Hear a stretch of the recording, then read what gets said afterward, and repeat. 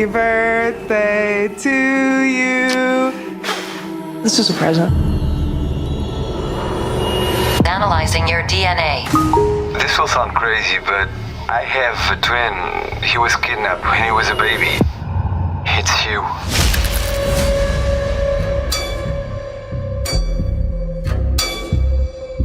We're looking for this house. My brother, welcome home. We have a deep spiritual connection in this family. That's Mommy. She's so beautiful. Do you want to meet her? My son. This vision that haunts you, it just means you're part of this family. And these people are weird. We found a genetic anomaly. It's disconcerting. She wants to take my boys away from me. Wake up! Do you see a vision from the past? This gift is a blessing. I've been dreaming of this moment since the day they took you. Open the door! Stop!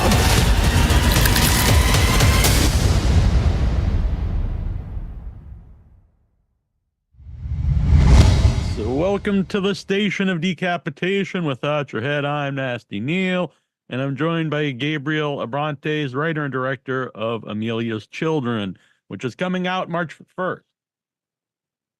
I really love this movie, and I'm not just saying that because I'm talking to you. Can you give people an idea of what it is about, if they haven't seen it yet? Yeah, sure. It's like it's a horror movie. It's got some comedy, and it's about like a kid that was kidnapped, and he does a DNA test, and he finds out he's got a biological mom and twin brother in the north of Portugal, which is actually where I hail from.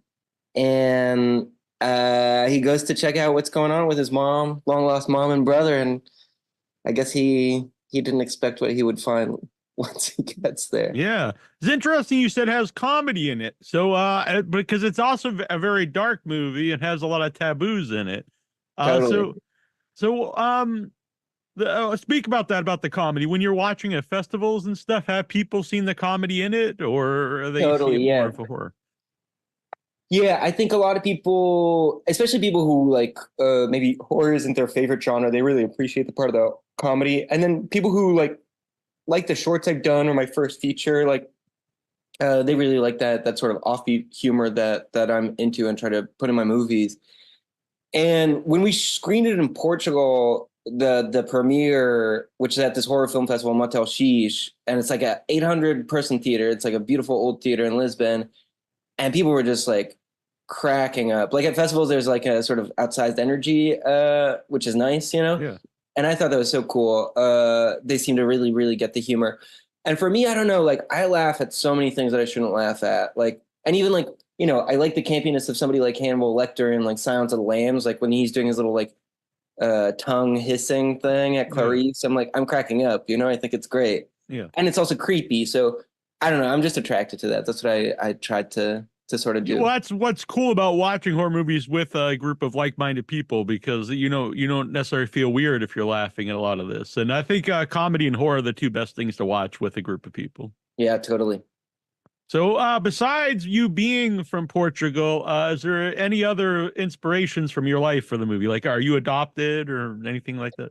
No, basically, it's there. Like, my grandma's family is from the north of Portugal, Trás-os-Montes, which like the film supposedly takes place in, and that you know, it's always been an inspiring kind of place for me because it's got a lot of Celtic history,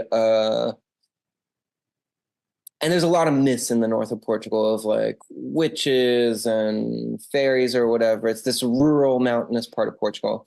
So that sort of inspired the film a bit. My time, you know, I spent a lot of time in the north of Portugal, and that inspired a bit of it. And then otherwise, you know, there's inspirations from outside of my life. Like there's this Spanish aristocrat, Condesa d'Alba, and she's got this like totally reconstructed plastic surgery face.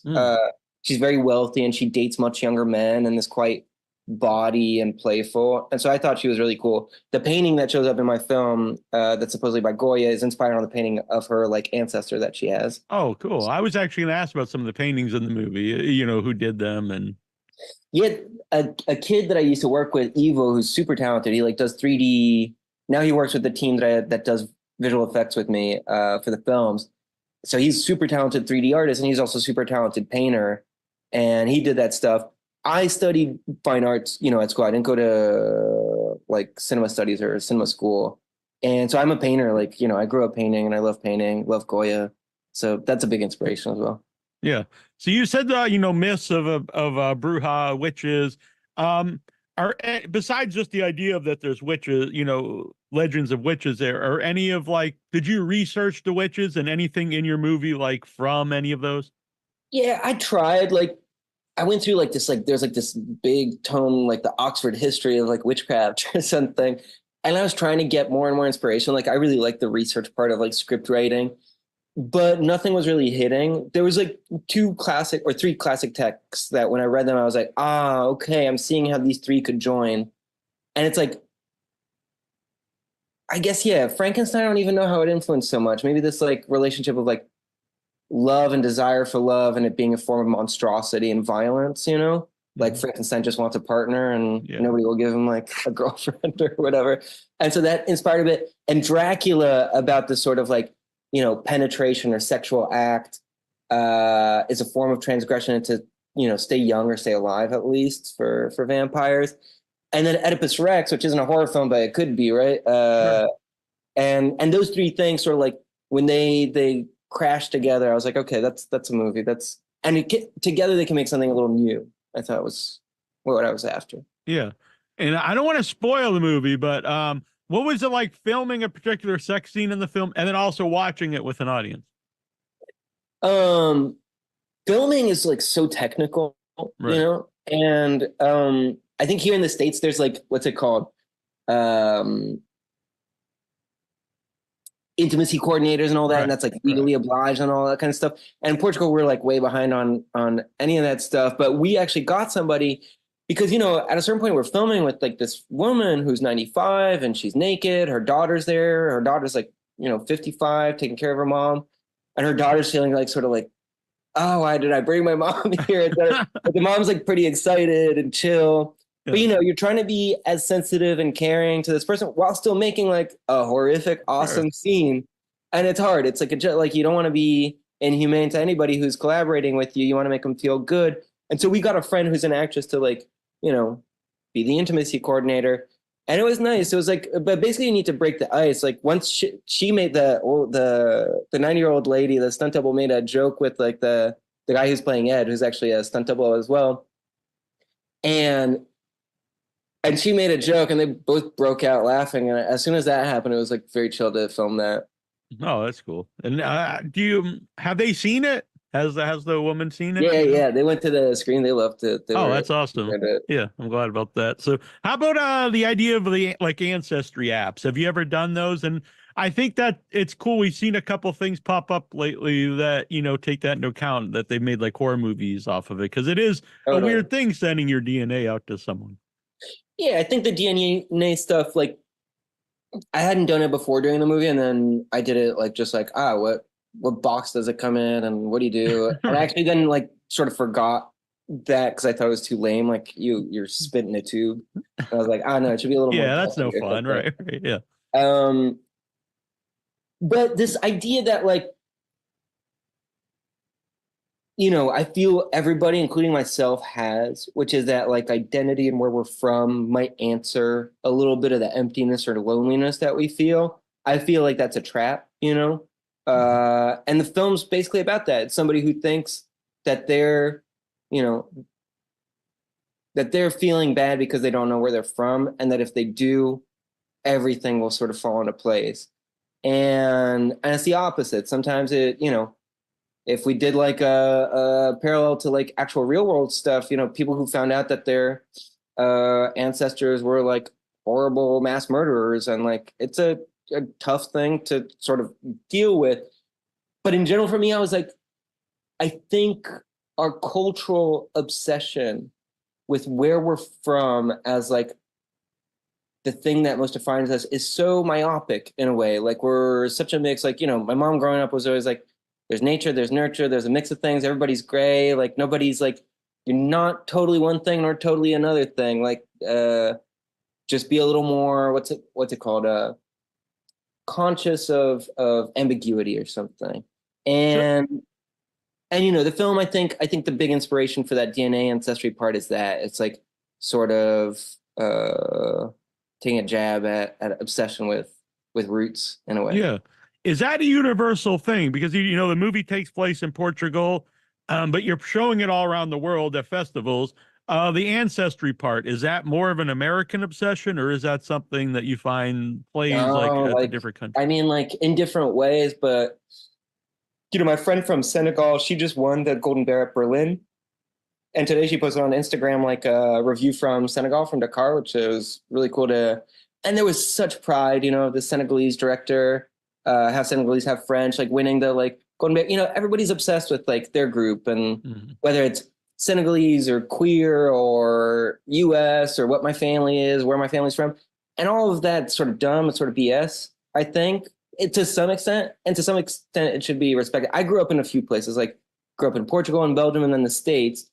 And when I went back to Portugal, I didn't really feel that accepted by like, you know, Portuguese people. So I felt like an outsider. Here growing up in the States as like a Portuguese immigrant, I never felt that accepted by like the mostly Anglo-Saxon like kids I went to school with.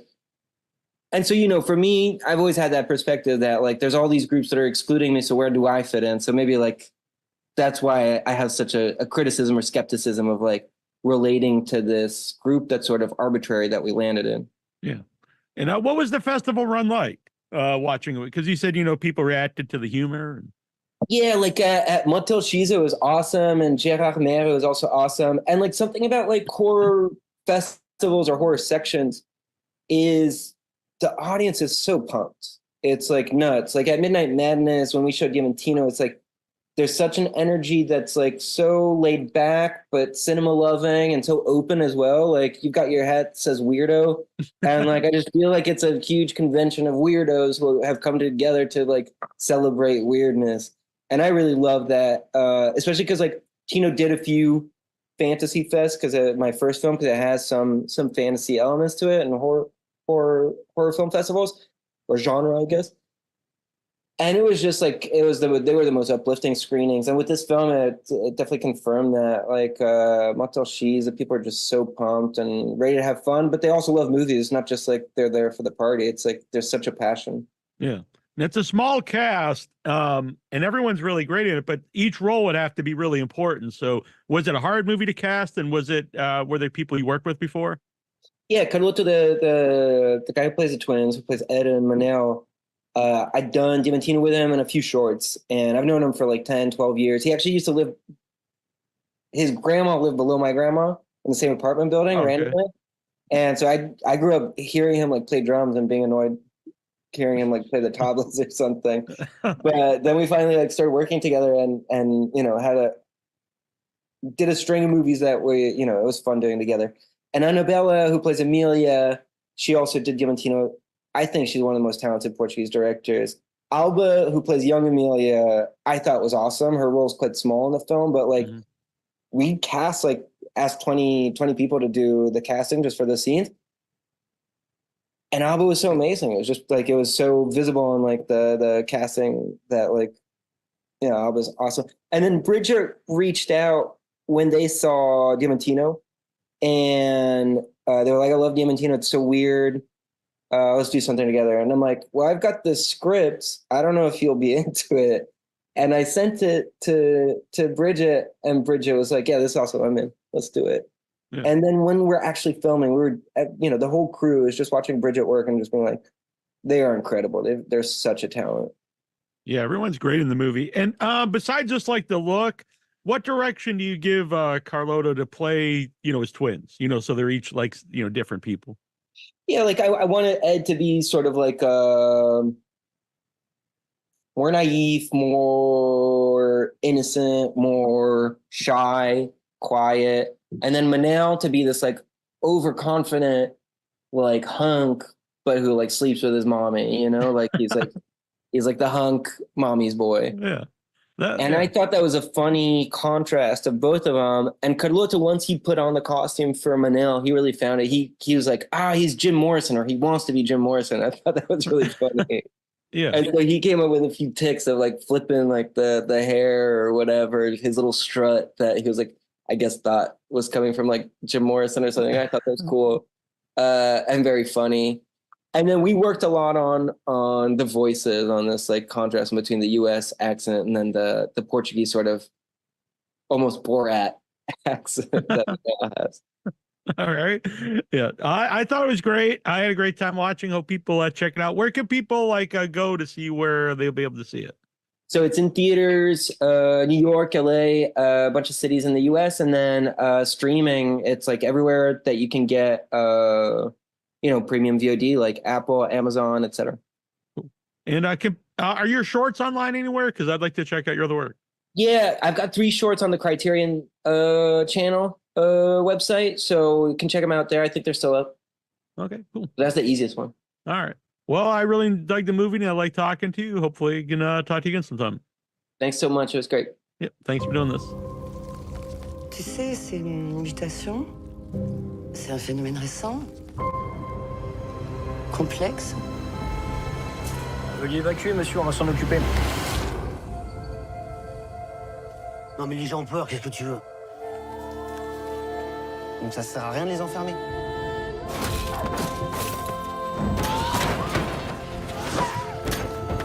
On va apprendre à vivre ensemble. N'aie pas peur. C'est ta mère, Emile.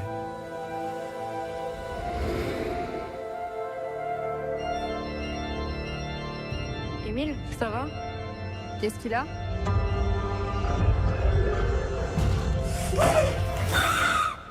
Et c'est quoi la suite?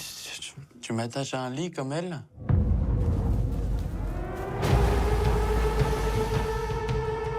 Qu'est-ce qui s'est passé? Un arbre est tombé sur la chaussée avec la tempête. Il y a plus de 40 disparus. Comment elle s'appelle, votre femme? Emile, si tu prends des risques, on sera séparés. C'est des entités vivantes comme nous! Faut me faire confiance. On va la retrouver.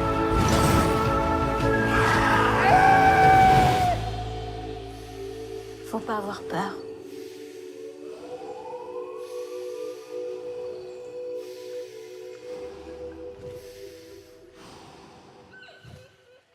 Hey, this is Nasty Neal here at the Station of Decapitation Without Your Head. And you guys are about to watch my interview with co-writer and director of Animal Kingdom, Cailley, which comes out March 15th on video on demand. This is one of my favorite movies of the year.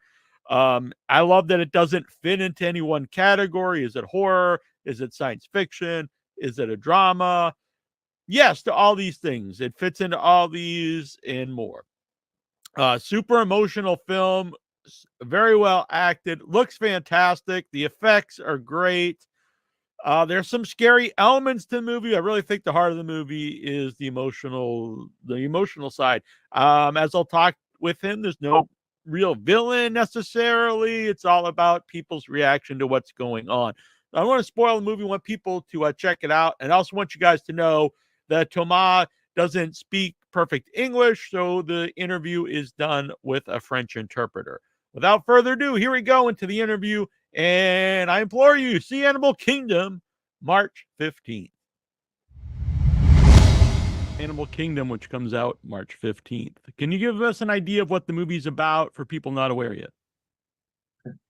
Alors, le règne animal, c'est l'histoire d'un père et d'un fils dans un monde en mutation, où pour une raison mystérieuse, certains humains commencent à se transformer en animaux. Animal Kingdom is the story of a father and son in a mutating world where, for mysterious reasons, humans are being transformed into animals. This was honestly one of my favorite movies of the year. I loved it. And was it hard to take a movie that has like fantastical elements, but keep it grounded in reality? Est-ce que c'était, il a dit qu'il a adoré le film, mais est-ce que c'était difficile de faire un film avec des éléments fantastiques, mais le rester ancré dans la réalité? C'est précisément ce qui m'a intéressé et excité dans ce projet. Euh, ce que souvent quand on a un concept, le risque c'est que le concept écrase le film, on n'ait plus de place pour être avec les personnages. Et le fait de placer cette histoire de mutation presque l'air de rien, comme si c'était un élément parfaitement normal dans cette nouvelle réalité, ça permettait de donner espace pour être avec eux, pour être avec les personnages. Et ce qui m'intéressait, c'était pas pourquoi ça arrive, mais qu'est-ce que ça produit? Qu'est-ce que ça produit dans cette société? Qu'est-ce que ça produit dans l'intime de ce jeune homme? Qu'est-ce que ça produit dans cette famille? Comment évolue? That's exactly what interested me and excited me about this project. Often when you have a concept, you run the risk that it's going to crush your film and not leave any space, make the mutation appear nearly as something normal in this new reality. And that would allow me to have space to be with the characters. The question I ask is not why is the mutation happening, but what does it produce in reality? What does it mean for this young man's private life? What does it mean for his family? How does it make society evolve? The looks of the creatures, like they all look great. And along the line of the last question, I think a movie like this risks becoming comedic if the creatures don't look, if they look different, if they look too silly or something. So like how hands-on were you to make sure everything, all the animals look the way they do? Ce qui est très ingrat, quand on fait des créatures, c'est que sur 20 créatures, si on en réussit 19 et qu'il y en a une de ratée, c'est tout le film qui s'effondre. Parce que ça devient ridicule, grotesque, ça marche pas et ça attaque la crédibilité du film. Donc ce qu'on a fait, c'est on a pris beaucoup de temps pour préparer, designer les créatures, comprendre comment les filmer. Donc, pour donner une idée, la préparation d'un film classique, c'est généralement 2 mois, 3 mois. Là, on a préparé le film pendant 1 an et demi, en travaillant avec des dessinateurs, en travaillant sur le casting pour caster des acteurs qui avaient parfois un corps particulier ou une façon d'utiliser leur corps qui était particulière. On a travaillé les make-up, les prothèses, les animatroniques très longuement pour savoir comment on allait filmer ça, comment ça allait évoluer au cours du film. Et on a essayé de travailler cette question des créatures dans deux voies. La première dimension, c'est de toujours se dire que ce ne sont pas des monstres, ce sont des personnages. Donc ça, il faut pouvoir croire aux humains qu'ils étaient avant de devenir des créatures. Et la deuxième chose, c'est d'être le plus organique possible, c'est-à-dire de tourner le plus possible les choses en vrai, en réel, avec des vrais acteurs, des vrais corps, et d'utiliser, d'avoir le moins de recours possible aux effets numériques. That's really hard when you make a film with creatures is that if you make 20 creatures and 19 of them are good, but one is bad, all anyone is going to see is the bad one. The film collapses. It attacks the credibility of the film. So we really took a great deal of time to prepare the creatures, to figure out how we were going to film them. So to give you an idea, generally prep for a film is 3 or 4 months. We prepped for 1.5 years. We prepped with graphic artists. We did a lot of work on the casting to find actors who had specific or peculiar bodies or who could move their bodies in specific or peculiar ways. We worked for a long time on makeup, prosthetics, animatronics, thinking about how we were going to film these things. For working on the creatures, there are 2 principles that were really essential. The first is that they're not monsters, they're characters. We had to believe in the human beings that they were before they became creatures. And the second was to be as organic as possible. as much as possible to film real actors, real bodies, and to use digital effects as little as possible. You mentioned the cast. How about casting the two leads, the father and the son? Because not only do they have to be strong actors to carry the movie, but there has to be a chemistry between the two to play father and son. Oui, c'est vrai, et ça, c'est vraiment la partie totalement magique d'un casting. On fait un pari sur l'idée que ça va prendre entre deux personnes, quelque chose va prendre, et cette chimie, elle prend ou elle ne prend pas. En l'occurrence, j'ai d'abord cherché le personnage j'ai d'abord cherché le jeune homme, Paul, enfin Émile. Et quand j'ai trouvé Paul, il m'a tout de suite fait penser à Romain Duris. J'ai eu l'impression de voir Romain Duris jeune.